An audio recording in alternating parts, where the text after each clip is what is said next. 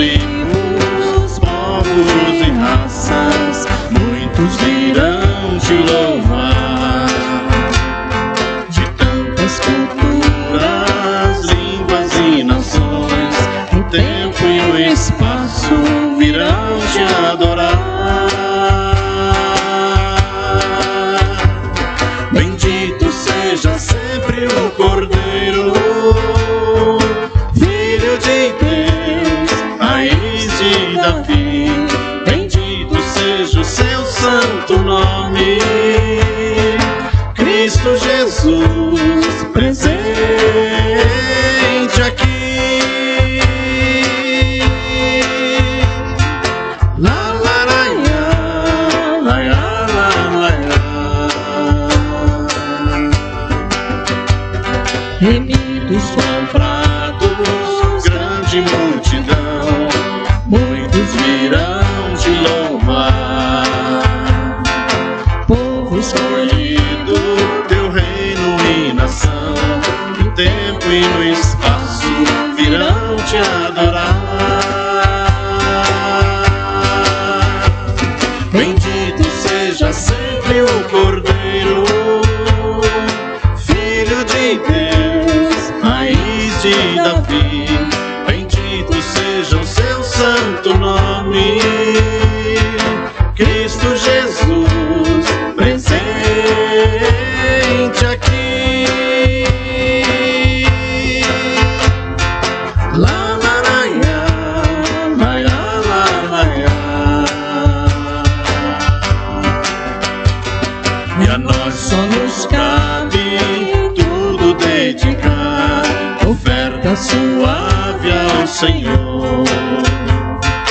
Dons e talentos queremos consagrar, e a vida no teu altar pra teu louvor. Bendito seja sempre o Cordeiro, Filho de Deus, raiz de Davi. Bendito seja o seu santo nome, Cristo Jesus, presente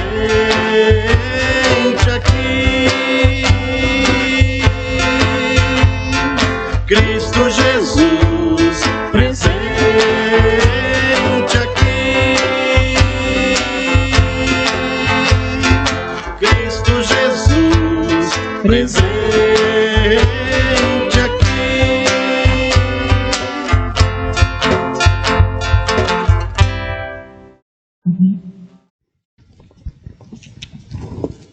Chamada a confissão. Salmos 14, de 2 a 5. Lá do céu, o Senhor Deus olha para a humanidade a fim de ver se existe alguém que tenha juízo, se existe uma só pessoa que o adore. Mas todos os se desviaram do caminho certo e são igualmente corruptos. Não há mais ninguém que faça o bem, não há nem mesmo uma só pessoa. O Senhor pergunta: será que toda essa gente má não entende nada? Mas eles vão tremer de medo, porque Deus está ao lado daqueles que lhe obedecem. Nesse momento eu queria convidar os irmãos para que a gente tivesse alguns segundos, né, uns momentos de oração individual. Cada um possa colocar diante de Deus as suas gratidões, as suas ações de graças, então, como diz a palavra, e também as suas petições. Né? E até que a gente vai quebrar esse momento com uma oração audível.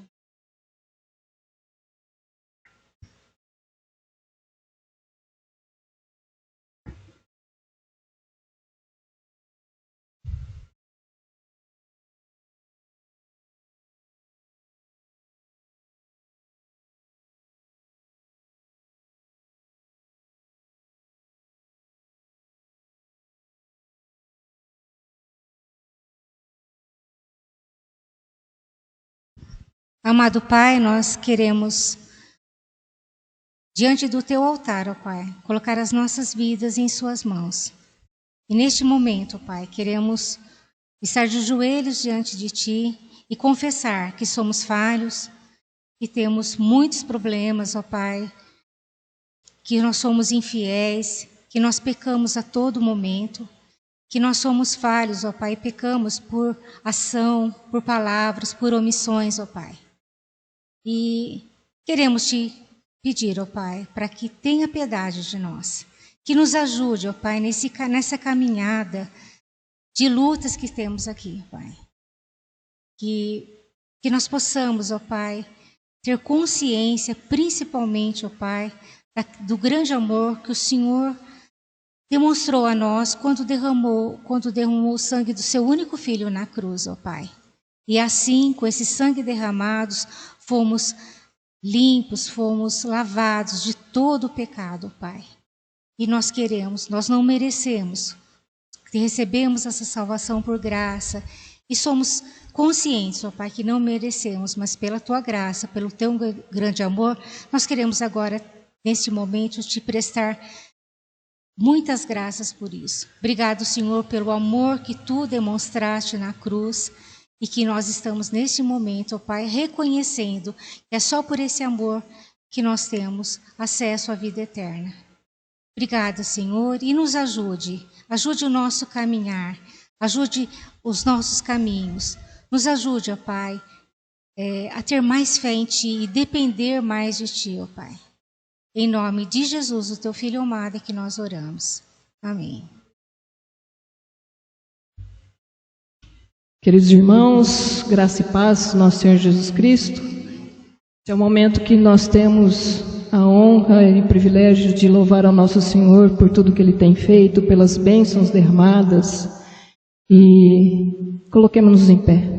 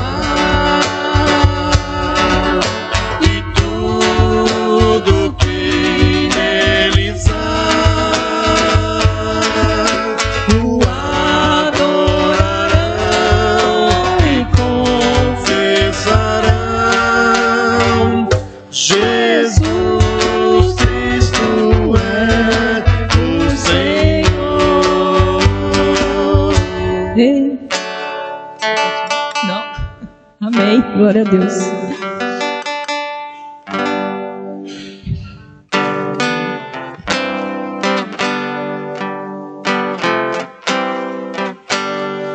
tu que estás assentado no trono, sempre reinando, soberano,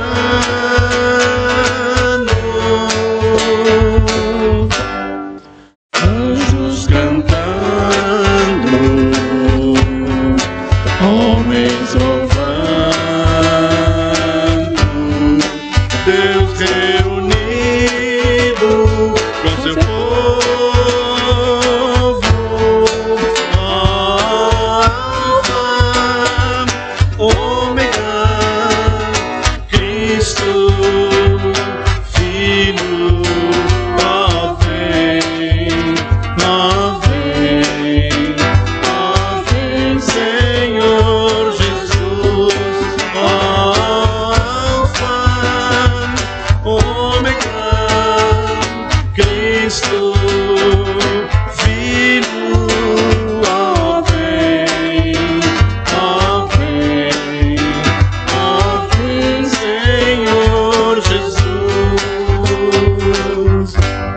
Ansioso espero a sua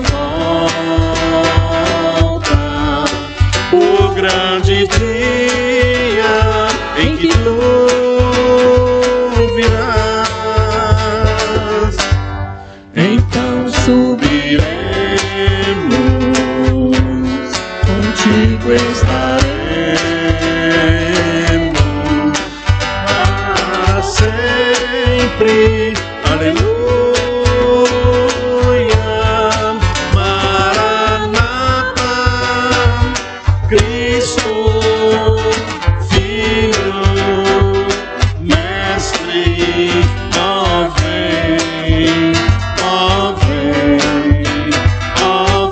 Senhor Jesus, Maranata, Cristo, Filho, Mestre, ó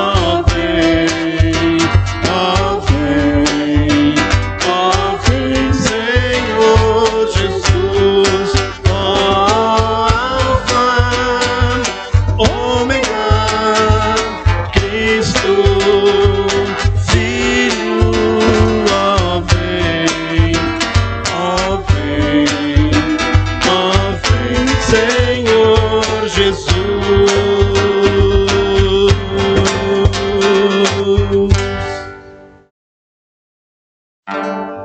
Aqueles que estão preparados com seus dízimos e ofertas, se quiserem fazê-lo, este é o momento.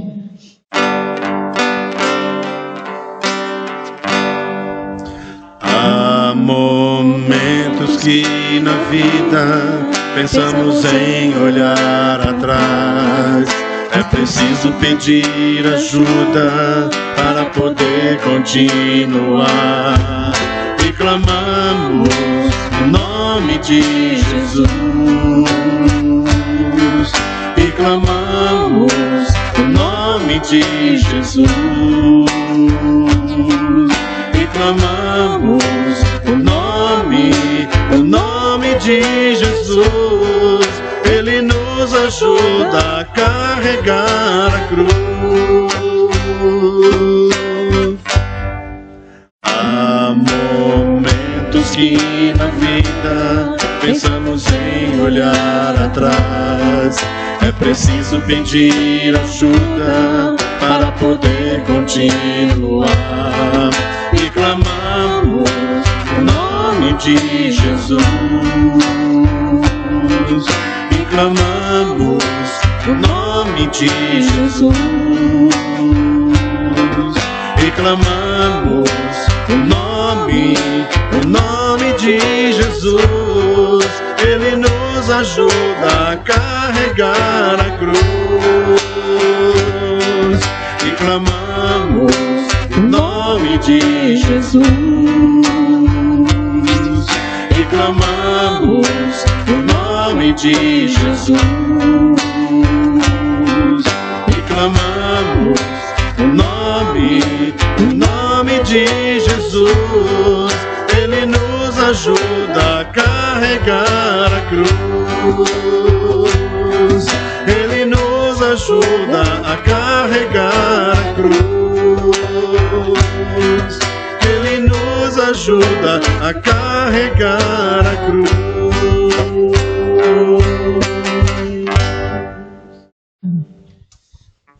Tu nos ajudas, Senhor, a carregar a cruz. Obrigado, Senhor, por isso. Tu também tem nos ajudado, Senhor, nos sustentando, provendo, Senhor, os recursos e a provisão para que nada falte em nossos lares. Mas muitos, ó Deus, não estão tendo as mesmas condições. Que a tua bênção repouse sobre este mundo, sobre este país, sobre a vida, Senhor, dos teus servos e servas. Amém. Para que cada um tenha, Senhor, o seu rendimento e o seu sustento. Abençoa, Senhor. Obrigado por aqueles que, pela sua fidelidade e generosidade, têm trazido, Senhor, dízimos e ofertas para a manutenção, Senhor, desta obra e desta missão.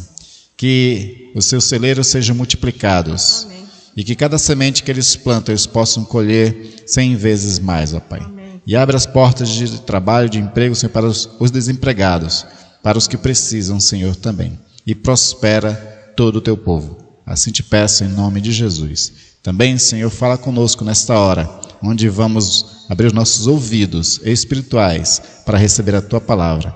E que seja tu mesmo que fale aos nossos corações. Assim pedimos e te glorificamos em nome de Jesus. Amém. Amém. Podem sentar, queridos. Gênesis 3, 23, 24. Na minha versão diz assim: O Senhor Deus o lançou fora do jardim do Éden, para cultivar a terra da qual havia sido tomado. E depois de lançar fora o homem, Deus colocou querubins a leste do jardim do Éden e uma espada flamejante que se movia em todas as direções para guardar o caminho da árvore da vida. Agora Gênesis 4, versículo 14. Só virar a página aí, né?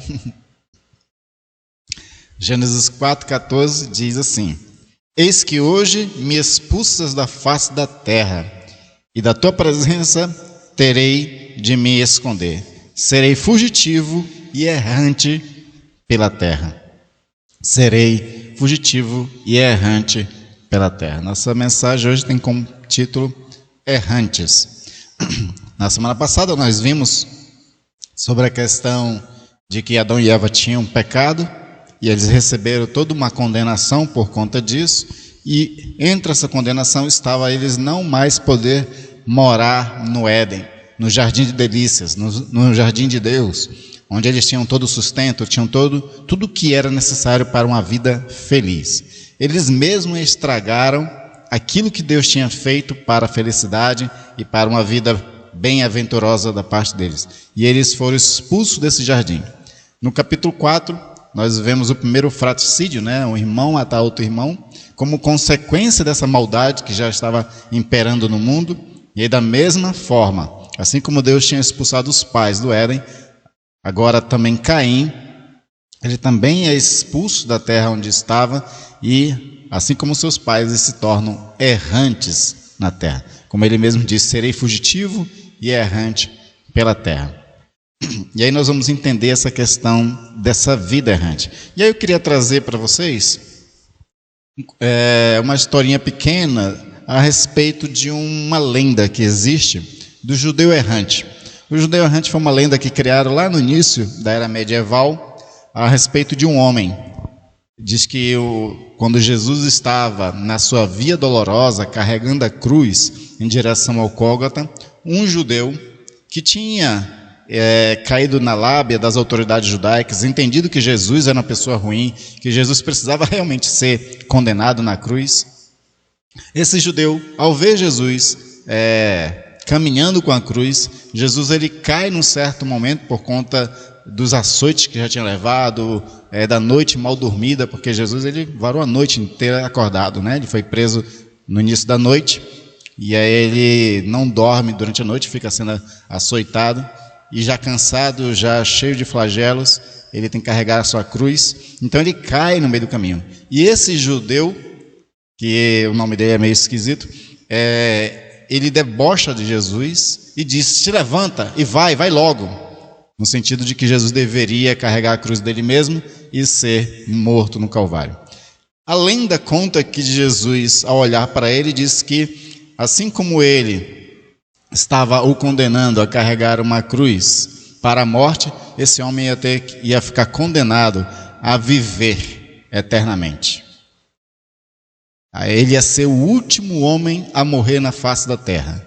Ele ia ter que viver bastante. Isso era a condenação dele, de ele sofrer até o final dos tempos. Depois, claro que isso é uma lenda, mas inspirou muitos autores a escrever muitos livros sobre o judeu errante.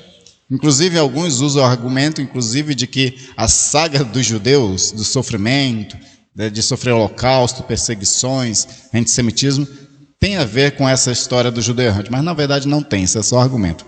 Mas, como a história inspirou muitas pessoas a escreverem sobre o judeu errante, uma das pessoas inspiradas foi o nosso maior, um dos maiores nossos escritores, que é o Machado de Assis, no livro Viver. É um pequeno contozinho, você acha até pela internet para ler. Nesse conto Viver, ele fala da história do judeu errante, em que o judeu errante ele estava olhando para os céus, ele viu uma águia sobrevoando ele.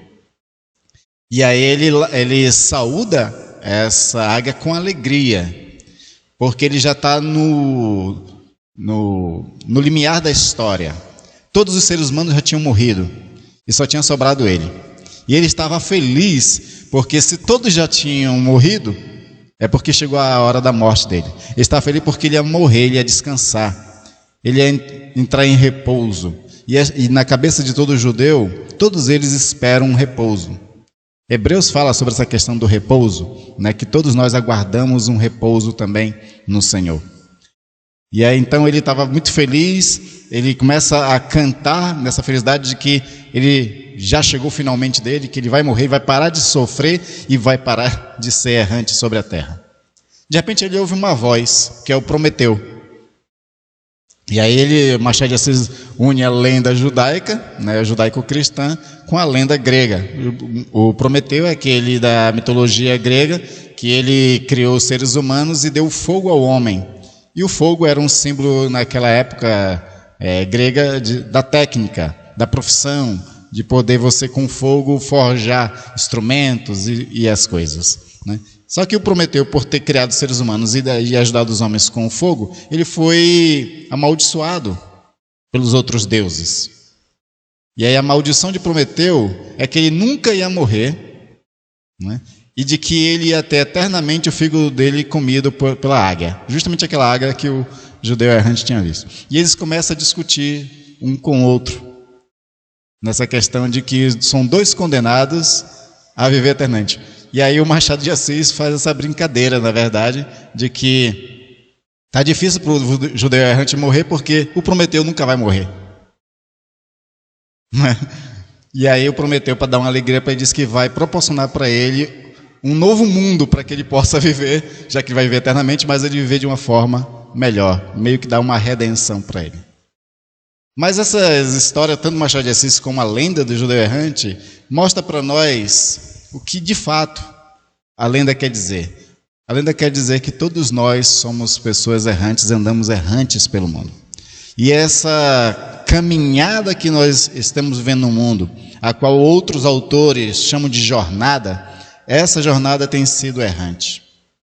Essa jornada tem sido de sofrimento, de carregar pesos, de carregar uma maldição mesmo sobre nós, que foi por conta do primeiro pecado de Adão e Eva que nós vimos na semana passada. E aí, por conta dessa questão, o Senhor diz para Caim, e Caim também vai ser um emblema dessa questão toda, porque Caim, você conhece muito bem a história.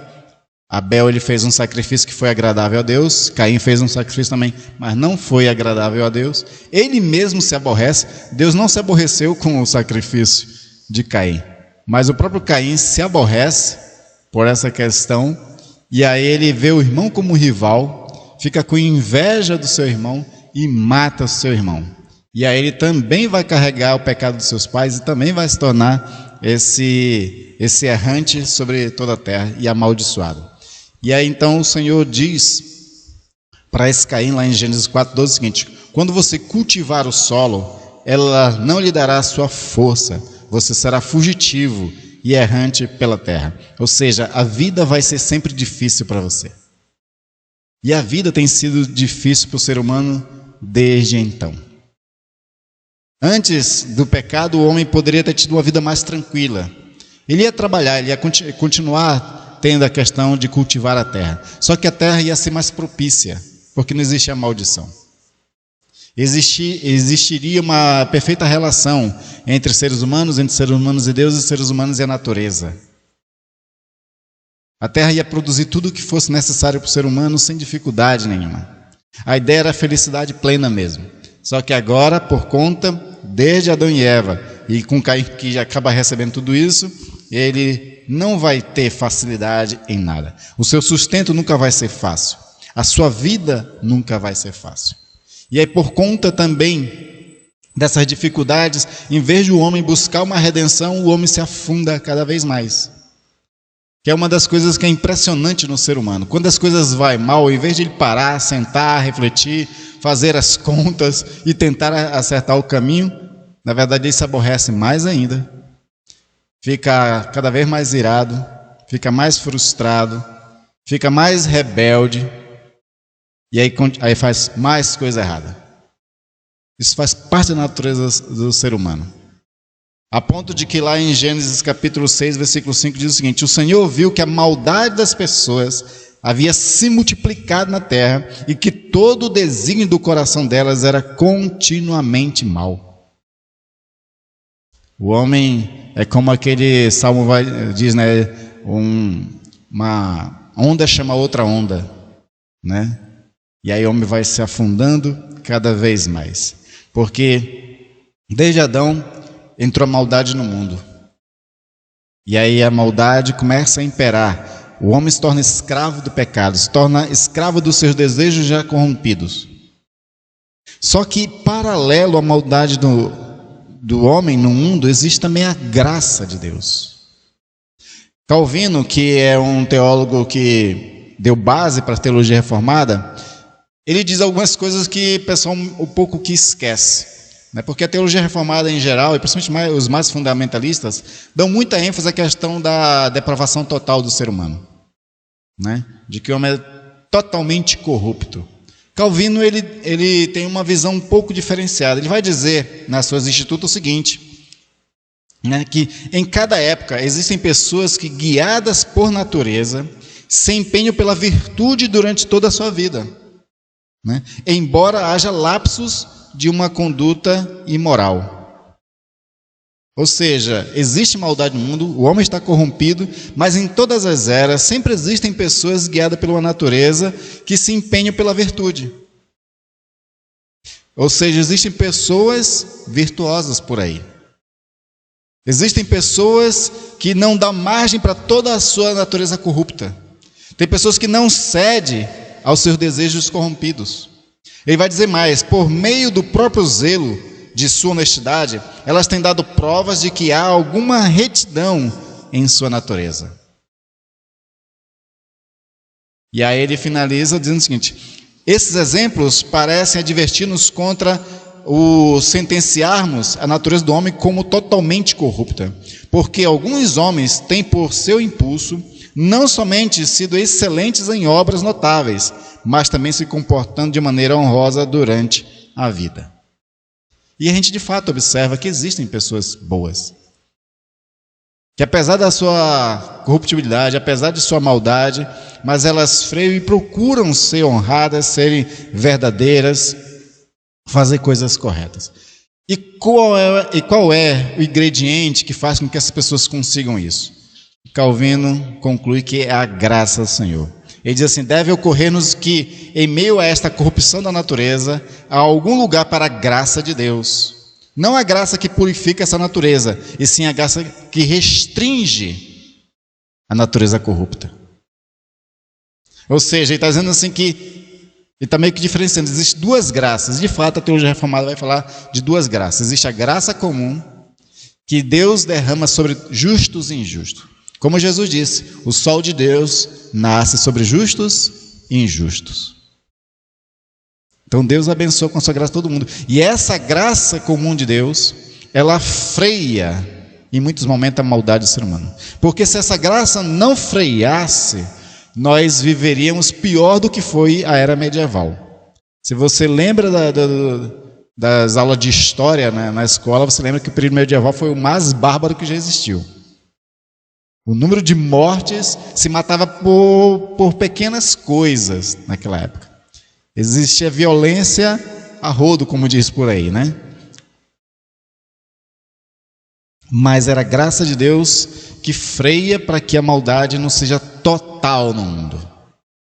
E além disso, Calvino também defende a ideia de que nós, apesar da queda, ainda temos resquícios da imagem de Deus em nós. Temos resquício da imagem de Deus em nós. Então, contando com essa graça, o ser humano, ele pode frear o pecado. E de fato, vamos ver cronologicamente. Gênesis 3 é quando Adão e Eva caem. Gênesis 4, o pecado já imperava. Aí quando, né, o Caim está lá, né, se remoendo de ódio, de inveja e com mais intenções, o Senhor diz o seguinte: olha, o pecado já é à porta, mas cumpre a ti dominá-lo. Cumpre a ti colocar uma rédea nele. Cumpre a ti colocar ele sob submissão.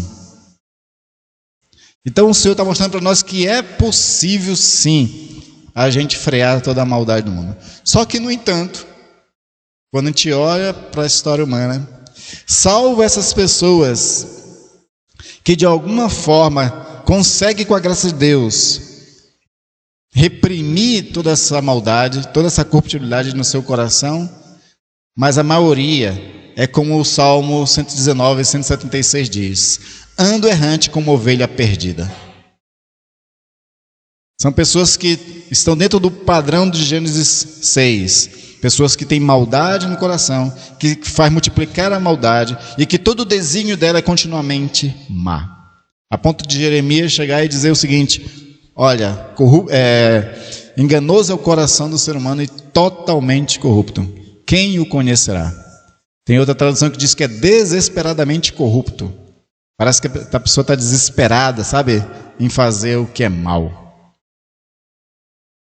Então, no entanto, apesar da graça de Deus, apesar do resquício da imagem de Deus, o homem prefere andar errante. No Salmo 107, versículo 4, diz o seguinte: andaram errantes pelo deserto, por lugares áridos, sem achar cidade em que pudesse morar. Aqui ele está situando Israel quando estava deserto, andando, né, errante no deserto. E aquilo era uma figura, uma simbologia do caminhar errante de toda a humanidade. Porque eles sabiam qual era o caminho para Canaã. Eles sabiam qual era o caminho para Canaã. Mas por conta da murmuração, por conta dos erros deles, eles são condenados a andar errante durante mais 38 anos no deserto. O ser humano, ele está sempre condenado, mesmo sabendo qual é o caminho, a continuar errando. E não por vontade de Deus, mas por vontade própria. Uma das coisas que eu gosto no Viktor Frankl e na logoterapia, que eu tenho estudado bastante, é de que ele fala de que a dimensão espiritual do ser humano é uma dimensão livre. Nós temos um coração corrompido, nós temos desejos corrompidos, temos, mas o espírito é livre. Por isso que Jesus diz: se o Filho vos libertar, verdadeiramente sereis livres. E Ele nos concede esse espírito livre, esse espírito liberto, esse espírito que pode dizer não aos desejos corrompidos da carne. E em vez de optar por apertar um botão de uma ogiva nuclear, ele pode mandar desativar as ogivas nucleares. O próprio Viktor Frankl também, que passou pelos campos de concentração nazista por ser judeu, quando ele analisa toda aquela questão, ele diz uma coisa muito interessante. Ele diz que o que é o ser humano? O ser humano é aquele que criou as câmeras de gás, mas também o ser humano é aquele que caminha em direção à câmara de gás ereto, com louvor nos lábios, né, dizendo chamar Israel. Ou seja, esse ser humano, ele tanto pode ser aquele que faz a maldade, mas pode ser aquele também que sofre a maldade e sem fazer mal a ninguém. Qual é a escolha que a pessoa vai tomar? A gente prefere caminhar errante. Manassés também, filho de Ezequias, ele preferiu não só andar errante, mas ele preferiu também levar o povo a andar errante. E é assim, lá no 2 Reis 21, 29, versículo 9, fala de que Manassés, de modo tal, os levou a andar errantes, que fizeram pior do que as nações que eram idólatras. Olha só. Além de ele andar errante, ainda conduz os outros a errarem também. E ele, como rei de uma nação judaica, que tinha fé no Deus vivo, ele leva esse povo, que deveria glorificar a Deus, que deveria dar bom testemunho de todas as obras maravilhosas de Deus, esse povo fazia pior do que as outras nações que eram idólatras. Isso é algo que a gente tem que meditar. Quando a igreja faz coisas pior do que aqueles que não professam a fé em Jesus, isso pega mal, digamos assim, né? Isso testemunha contra o Evangelho, testemunha contra Deus, testemunha contra Cristo. Por que as pessoas podem falar mal de Deus por aí? Por que as pessoas podem falar mal da igreja por aí? Porque deram razão. Né? E aí de vez em quando ainda tem uns doidos que fazem algumas coisas loucas, né? Antes de vir para cá, eu estava lendo, eu recebi uma postagem na internet de uma notícia de que acabaram de propor uma lei que foi aprovada por algumas pessoas. Nessa lei determina o seguinte, que a Bíblia não seja alterada e nem seja citada fora do contexto cristão. Isso é meio esquisito isso, né? A Bíblia não pode ser alterada na sua versão e nem citada fora do contexto cristão. Isso é censura. E isso traz um sério problema para estudiosos. Por quê? Porque no momento que aprovarem uma lei dessa, vão aprovar uma versão somente da tradução bíblica. Aí vão condenar todas as outras, vai ser criminalizado todas as outras traduções. Isso é um problema para quem é pesquisador. Porque não existe tradução perfeita, gente. Não existe tradução perfeita. A nossa teologia reformada defende que o texto inerrante é somente o original, aquele que foi escrito lá pelos profetas e os apóstolos. Que esses textos que foram escritos no original lá pelos profetas e apóstolos não existem mais, há séculos não existem mais. O que nós temos é cópia da cópia da cópia da cópia da cópia da cópia da cópia. E de traduções ainda por cima. Entenderam a coisa? Mas o que é isso? É algum fundamentalista fazendo, né, uma lei fundamentalista para discriminar os outros, para tornar os outros errados. E aí, dependendo de qual é a igreja que essa pessoa... Porque possivelmente esse deputado é um pastor. Possivelmente é um pastor. E aí, com certeza, ele vai dizer que a melhor Bíblia, a única que é original e que tem a tradução perfeita, é da igreja dele, com certeza.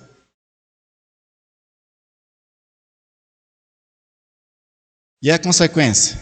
Vai criminalizar todo mundo que citar a Bíblia em qualquer lugar? Vai tornar passível de julgamento qualquer pessoa que citar a Bíblia em qualquer outro lugar? Fora do ambiente religioso ou cristão? Vai criminalizar todas as outras traduções? Vai ter que queimar as outras traduções?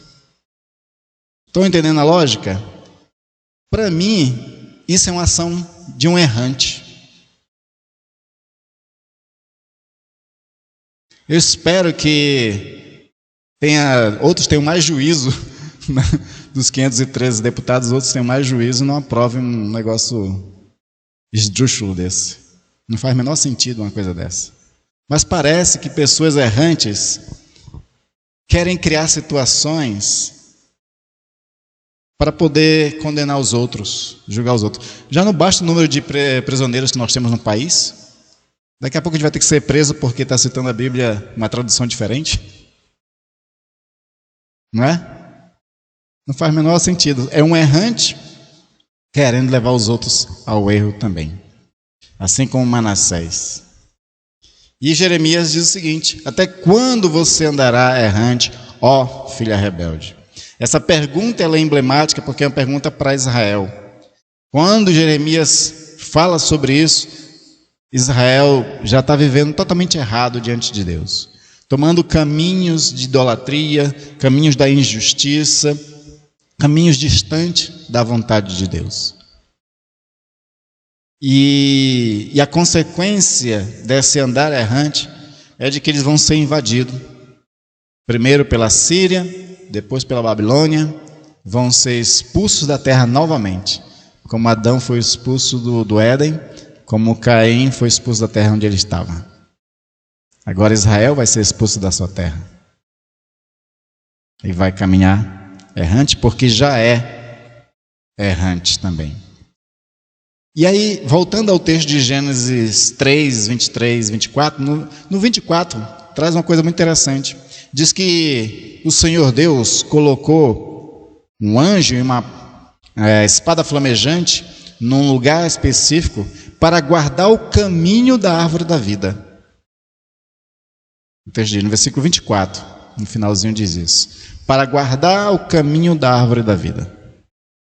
Nós sabemos quem é a árvore da vida, que é Jesus Cristo.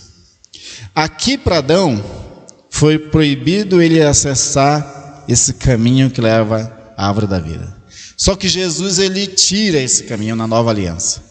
E Jesus ele abre esse novo e vivo caminho, a qual agora nós temos acesso à árvore da vida, que é Ele mesmo. Então, para aqueles que são errantes agora, tem um propósito na vida. E o propósito na vida de todo errante é achar Jesus. Achar Jesus é a coisa mais importante. Provérbios 4:19 diz o seguinte: o caminho dos ímpios é como a escuridão, nem eles sabem em que tropeçam. Quem tem uma vida totalmente errante, ele caminha na escuridão e não sabe no que tropeça. A melhor chance que ele tem é ele buscar caminhar no caminho que Jesus abriu. E aí o próprio Jesus disse em João 14:6, quando ele diz ao discípulo: eu sou o caminho, a verdade e a vida, e ninguém vem ao Pai a não ser por mim. Ninguém vai para a vida, ninguém encontra a vida, ninguém encontra a verdade a não ser por mim, porque eu sou o caminho. Para uma vida de quem é errante, precisa agora caminhar no caminho de Jesus Cristo.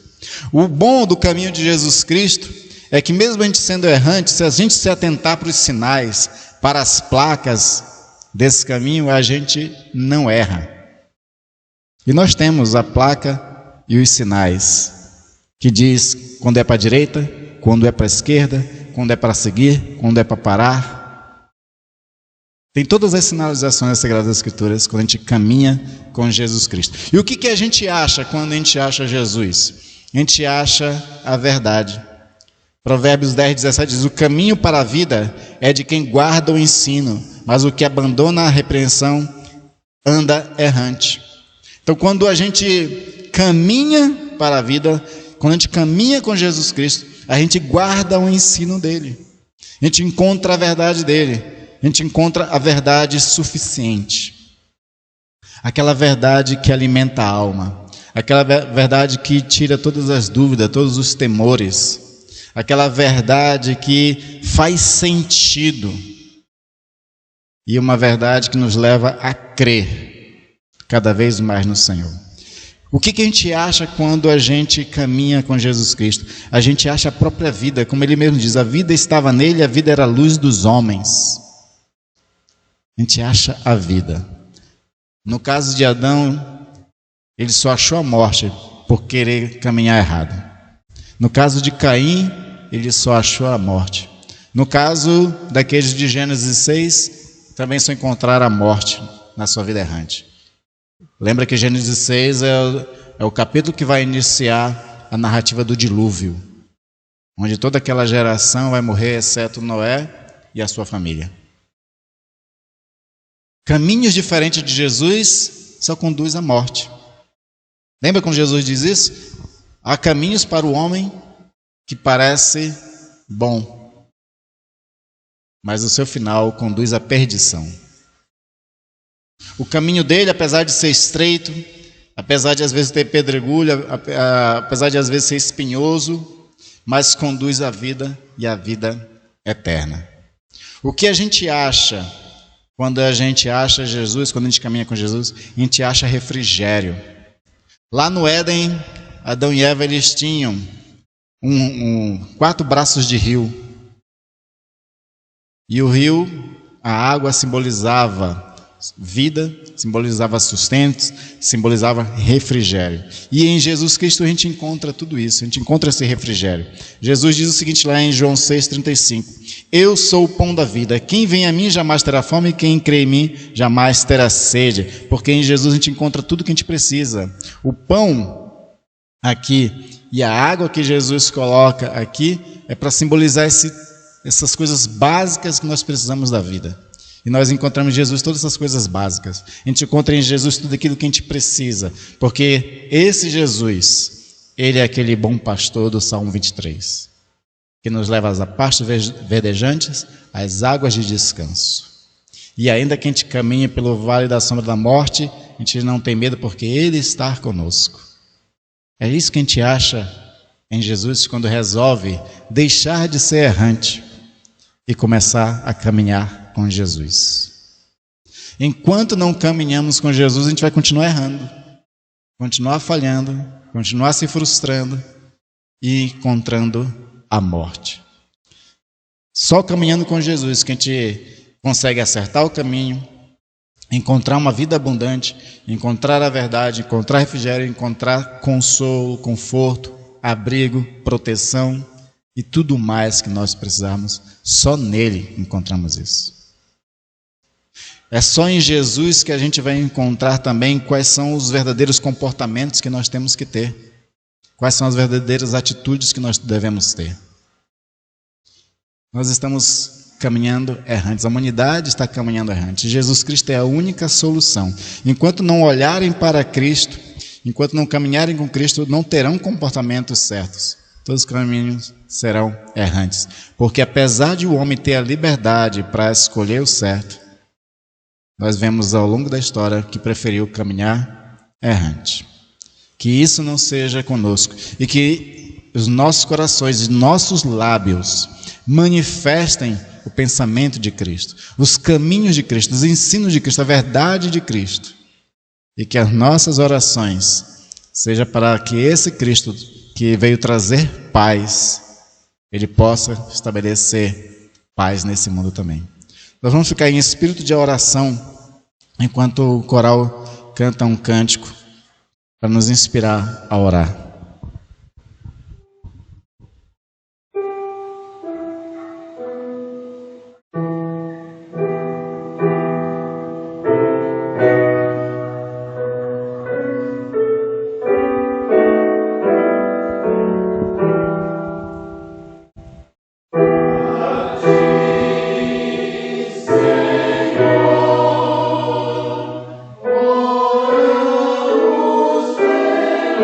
Senhor,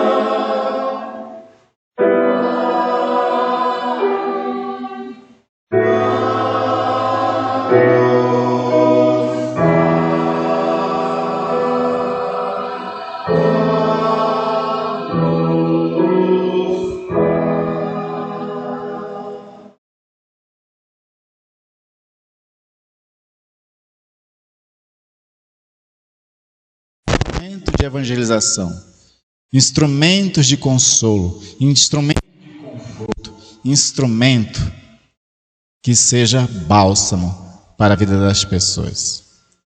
Também, Senhor, enquanto caminhamos nesse caminho, enquanto buscamos o reino de Deus e sua justiça, que todas as outras coisas venham a ser acrescentadas, que a saúde venha a ser acrescentada em nossas vidas, que o sustento venha a ser provido para nossas vidas, que nós possamos, ó Deus, prosperar na nossa caminhada, que a gente seja bem-sucedido em tudo aquilo que fazemos, que a gente possa contar com o Teu poder, com a Tua graça, para sermos vitoriosos no meio das lutas e dificuldades que passamos.